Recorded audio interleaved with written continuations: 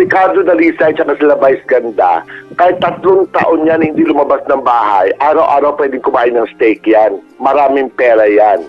Kumbaga, huwag kayong padadala sa mga... Naintindihan ko may galit sila because syempre, mawawalan sila ng additional na income, di ba? Pera nila. Gagamitin na naman nila sentimento ng taong bayan kasi kinalabon yung mga Pilipino, hoy, huwag naman ganon. Ikaw lang. Kasi unang-una nanginayang ka kasi syempre malaki pang kikitain mo dyan sa loob, di ba? Kapag hindi na isara. Ang sa akin lang, naintindihan ko naman gusto ko sana intindi si Kado, kailang hindi niya kasi ma-verbalize eh. You know, kasi syempre, hindi naman niya nakaka-capture ang kulang sa emosyon, kulang sa acting. Alam mo yan? Sabi ko nga sa iyo, tigilan na yung paggagamit sa mga tao. Kumbaga, tigilan na yan. Hindi maganda ang pag-direct niya sa sarili niya doon sa kanyang video na lumabas. Kumbaga, hindi klaro ang mensahe niya kasi masyadong subjective eh. Kulo-kulo din damay ng taong bayan, ganyan-ganyan. Pero totoo niyan, Diyos ko naman, ang hinayang lang sila kasi malaking kikitain nila. Nasaan sila dati? Hindi naman sila nagsasalta noon Kung kailan nagsara, tsaka sila nagsalita Too late na hero ka, darling. Ang sabihin niya dapat, usap-usap sila sa loob.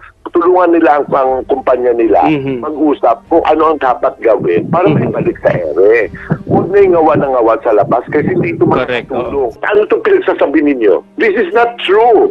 Hindi ito galing sa puso. Ginagamit yun rin ang mga tao sa loob para to protect you. Para isigaw sa mundo na, uy, maawa kayo sa 11,000 employees. Di ba yung mga tao sa labas, ang sarap mo trabaho sa ABS. So, kasi number 1, di ba? Yun sasabi nga nila. You just don't know how scary it is inside. You think it's 7. No, it's scary inside. Ilagay natin sa tamang perspective, okay? Isinara for some reasons. Legal, mga documents, whatever it is, na kanila yun. It's a legal battle between MTC and ABS-CBN. Ang hindi ko lang kasi, naiirita lang ako as I read the posts of many, yung even mga taga-ABS mismo, na para bang ginagamit na kasi nilang human shields. Itong more than 11,000 employees, di umano na kumbaga hindi na kayo naawa, paano ng buhay ng mga ito, paano ng mga pamilya ng mga ito, na kung when you read between the lines naman, may point naman, pero tigilan na yung panggagamit sa mga tao ito as human shields. Because unang-una, kayo rin naman wala rin naman kayo puso Di ba? Yes. Kasi unang-una, I can say that on a personal level. Okay, sabihin na lang, sabihin na lang may axe to grind ako. Ako nga, tinanggal niyo ako, wala akong kasalanan Alam mo yun? Pinag-iinitan niyo ako.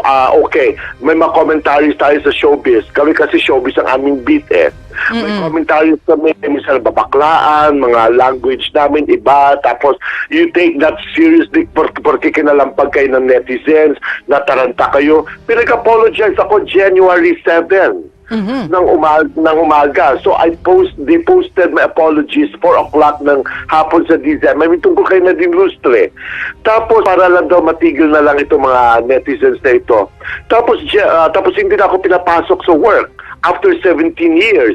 Tapos January 10 pinatawag ako for a meeting. Akala ko everything was okay. Tapos ang hindi pala, pinapipilman nyo lang ako ng aking indefinite suspension without pay. So hindi nyo pala alam? Wala akong kamalay-malay. Ganun sila maglaro. Ganun sila maglaro. Then you're telling us na maawa kayo sa mga tao, sa mga buhay nila. Hindi nyo naisip ang pamilya ko. Hindi nyo naisip kung kakain ba kami. Tinanggal nyo ako ng ganun-ganun lang at nakaspecify in bold letters with no pay. Di ba? Yung ba ang may puso? Tell me now, straight to my face, if you are a boss of ABS-CBN, ano itong pinagsasabi ninyo? This is not true. Hindi ito galing sa puso. Ginagamit nyo rin ang mga tao sa loob para to protect you. Para isigaw sa mundo na, uy, maawa kayo sa 11,000 employees. Hindi nyo nga naalala ba ninyo? Nakalimutan na ninyo kung paano nyo tinanggal ang mga more than 100 cameramen. Way back in 2010 ba yun? Nung yung iba ay pinakain nyo pa sa 5-star hotels ng masarap na pagkain. Pagkatapos, sasabihin sa kanilang tanggal na kayo. That's very painful.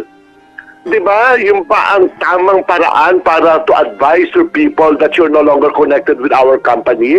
Pakakainin nyo na masarap para kang i-steel electric ka. Papipiliin ka ng gusto mong pagkain. Yung pala after that, goodbye ka na. Masyado sila nagmamalinis. Okay? Bakit pinabayaan ninyo?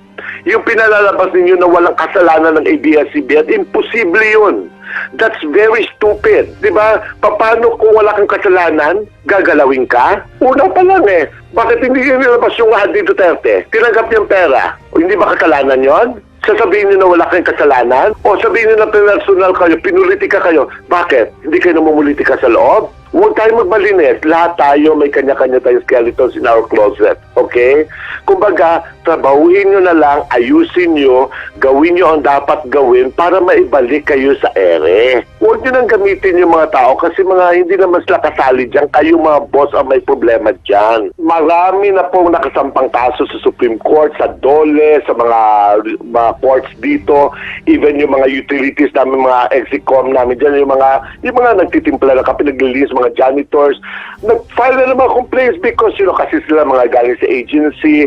Yung, alam mo yun, ako, nasasaktan ako para sa lahat. Pero, teka lang, huwag nyo palabasin na para bang wala kayong kasalanan. Tigilan nyo ako. May kasalanan kayo, kaya nga kayo nawala Dinadaan nyo pa sa mga pagkikitil sa karapatang pamamahayag. Huy, tigilan nyo yung mga gilang statement. May GMA, may Sunshine Radio, may TV5, may DZRH. Hindi kinitil ang karapatan ng lahat ng mamamahayag. This is not the oppression of press freedom. Kayo lang naman ang nagproblema. Ayusin yung problema nyo, huwag nyo i-generalize. Diba? Kasi nakaka-alarm kasi You are sending the wrong signal. Kumbaga para bang nag-i-elicit kayo ng subversion sa tao para magalit ang mga tao sa gobyerno May mga pagkukulang gobyerno natin, bakit ba? Di ba? Hindi naman tayo mga bulag Pero huwag niyong daanin sa ganun kasi naku kayo rin, baka lalo kayong pag-initan. Baka lalo kayo, di ba? Kayo rin, you know naman how they play their game now. Kayo. Correct. Nako, Jobert, kasi Jobert, isa doon sa mga post mo kasi meron kang isinulat doon na sinasabi mo, let's not tolerate kahayupan on earth, Jobert. Ano ito? Anong ibig mo sabihin dito, Jobert? There's so much monopoly inside. Okay? Hindi lang nagsasalta ang maraming artista. Yung mga artista lang nila ang siyempre nagpo-protest ka because napapakinabangan sila.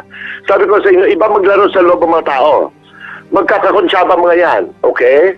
Subukan mong huwag sundin ang gusto ni Deo Indrinal. Subukan mong sumalungat sa gusto ni Cory Vidane. At saka ni Johnny Manahan. Subukan mong kantiin ang mga artista nila kahit mali pa. Kahit mali na sila. Tanggal ka. Kapag artista ka at nakalaban mo, hindi nagustuhan ng amoy mo ng kapwa-artista ng ABS-CBN, gagawan ka ng issue, tanggal ka, hindi ka na makakabalik. Mga tuwirang ka, wala ka. Maraming artista walang trabaho. Ang probinsyano, nagbalik na ibang mga artista dahil gusto na ni Coco magpabango. Bakit? Kasi syempre, nakuha na na-achieve na niya lahat ng gusto niya. Syempre, this time, it's payback time kuno. Di ba? Bait-baitan.